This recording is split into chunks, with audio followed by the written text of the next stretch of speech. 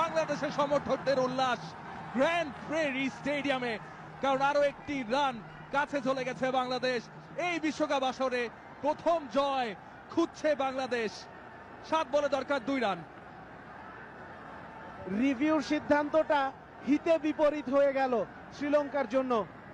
Wicket তো পেলই না, মহামূল্যবান একটা রান দিয়ে দিতে হয়েছে।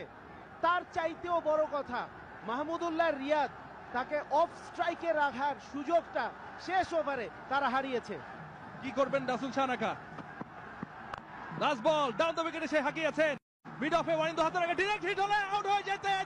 ওভারথ্রোজ, দ্বিতীয় রানের জন্য মাহমুদুল্লাহ রিয়াদ যাচ্ছেন দৌড়ে। বাংলাদেশ ম্যাচটা জয় করে নিয়েছে। আইসিসি মেন্স টি20 ওয়ার্ল্ড কাপ 2024 লাইভ ধারাভাষ্য শুনছেন ট্রফি থেকে।